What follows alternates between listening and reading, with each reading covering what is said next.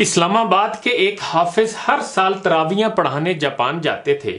ایک دفعہ انہوں نے بتایا کہ ماہ رمضان کی آمد پر جاپان میں کام کرنے والی ایک اسلامی تنظیم نے سوچا کہ جاپانیوں کو دین کی دعوت دیں، لیکن پھر وہ خود مشکل میں پڑ گئے کہ جاپانیوں کو کس طرح دعوت دیں اور کس طرح سمجھائیں کہ دین اسلام میں داخل ہو کر انسان کے تمام اعمال و معاملات نیک، اچھے اور درست ہو جاتے ہیں۔ جاپانیوں کے تو بہت سے دنیاوی اعمال و معاملات مسلمانوں سے کہیں بہتر ہیں۔ جیسے طلعت حسین صاحب نے لکھا تھا کہ جاپان میں نہ جگہ جگہ تبلیغی اجتماع، نہ عمرہ حج کرنے جانے والوں کا رش، نہ گلی گلی مساجد، نہ محلے محلے مدارس، نہ لاکھوں علماء، نہ کوئی پیر، نہ کوئی مزار، نہ کوئی کتب، نہ کوئی ابدال، اور نہ کوئی حوروں کی ترغیب دے کر لبھانے والا۔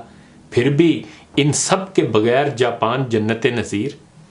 جاپان میں پچھلے 30 سال میں چوری نہیں ہوئی، نہ کوئی قتل ہوا، کوئی بھوکا نہیں سوتا۔ زلزلے کے وقت کیمپوں میں سب کچھ رکھ دیا جاتا ہے، کوئی ایک چھٹانک ضرورت سے زیادہ نہیں لیتا۔ دیانتداری میں دنیا میں پہلے نمبر پر ہے۔ سڑک پر 1 کروڑ پھینک دیں کوئی نہیں اٹھاتا۔ آپ کندھا ماریں، سامنے والا معذرت کرتا دکھائی دے گا۔ ترقی اور ٹیکنالوجی میں دنیا سے 10 سال آگے جیتے ہیں۔ کام اتنا کرتے ہیں کہ وزیر اعظم ہاتھ جوڑ کے آرام کے مشورے دے۔ سگریٹ کی راکھ جھاڑنے کی ڈبیا جیب میں۔ صفائی اتنی کہ سڑکوں میں منہ نظر آئے۔ پابندی وقت اتنی کہ 5 منٹ ٹرین لیٹ ہو جانے پر پوری کمپنی بند۔ اخلاق اتنا بلند آپ حیرت سے منہ تکتے رہ جائیں۔ اخلاص، مہمان نوازی اور ثقافت کمال۔ چاول کی فصل مرغوب غذا۔ ایک دفعہ قحط پڑا تو 30 سال کا ایسا ذخیرہ کیا کہ دنیا سے چاول نایاب ہو جائیں لیکن ان کا ذخیرہ ختم نہ ہو۔ جس کے ہو گئے بس پتھر پر لکیر۔ 2 نمبری اور بے ایمانی کا تصور محال۔ ذہن میں سوال آتا ہے کہ وہ کس نظام، کس کتاب کے پیروکار ہیں؟ یہ تو علم نہیں۔ ہاں اتنا ضرور پتا ہے کہ وہ مسلمان نہیں ہیں، بلکہ انہیں مسلمان کرنے کا فریضہ مسلمانوں کو ہی انجام دینا ہے۔ سوچنے کی بات یہ بھی ہے کہ مادی ترقی اور دنیاوی معاملات میں بہتری کے عروج پر پہنچنے کے باوجود جاپانیوں کے پاس کس چیز کی کمی ہے کہ ایک خبر کے مطابق صرف پچھلے ماہ میں 2000 سے زائد جاپانی خودکشی کر چکے ہیں۔ یعنی وہاں کرونا سے اتنے افراد ہلاک نہیں ہوئے جتنے خودکشی سے ہوئے۔ کیا اس کا مطلب یہ نہیں کہ وہ دلوں کو اطمینان اور روح کو خوشی دینے والے اللہ کے ذکر سے محروم ہیں؟ روحانیت ہی میں اصل سکون و اطمینان ہے اور اس کی طرف مسلمان ہی انہیں لا سکتے ہیں، لیکن اس کے لیے مسلمانوں کو پہلے خود اپنے باطن اور ظاہر دونوں کو نبی کریم صلی اللہ علیہ وآلہ وسلم کی سیرت کے مطابق ڈھالنا ہوگا۔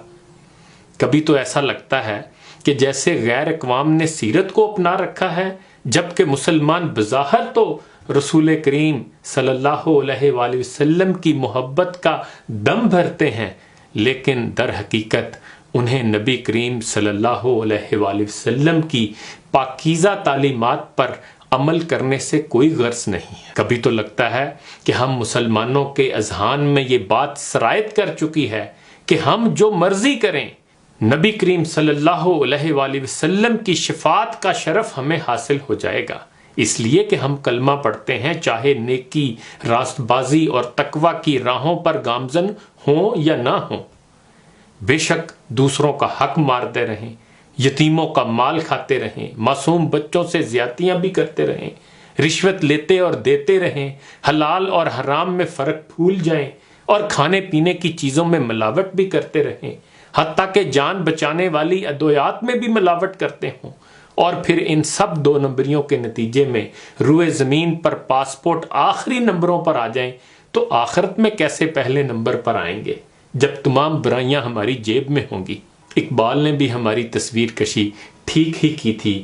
ہاتھ بے زور ہیں، الہات سے دل خوگر ہیں، امتی باعث رسوائی پیغمبر ہیں، بت شکن اٹھ گئے باقی جو رہے بتگر ہیں، تھا براہیم پدر اور پسر آزر ہیں، بادہ آشام نئے بادہ نیا خم بھی نئے، حرم کعبہ نیا بت بھی نئے تم بھی نئے، جن کو آتا نہیں دنیا میں کوئی فن تم ہو، نہیں جس قوم کو پروائے نشیمن تم ہو، بجلیاں جس میں ہوں آسودہ وہ خرمن تم ہو، بیچ کھاتے ہیں جو اسلاف کے مدفن تم ہو نکو نام جو قبروں کی تجارت کر کے، کیا نہ بیچو گے جو مل جائیں صنم پتھر کے۔ منفعت ایک ہے اس قوم کی، نقصان بھی ایک ہی سب کا، نبی دین بھی ایمان بھی ایک، حرم پاک بھی اللہ بھی قرآن بھی ایک، کچھ بڑی بات تھی ہوتے جو مسلمان بھی ایک، فرقہ بندی ہے کہیں اور کہیں ذاتیں ہیں، کیا زمانے میں پنپنے کی یہی باتیں ہیں؟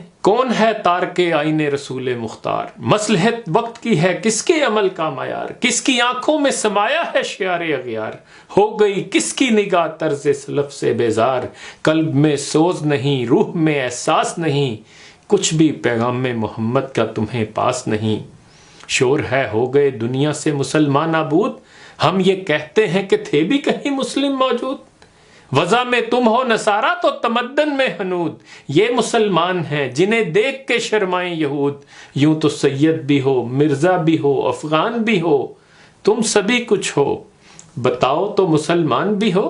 انہی گزارشات کے ساتھ اجازت چاہوں گا، اپنا خیال رکھیے گا، اللہ حافظ۔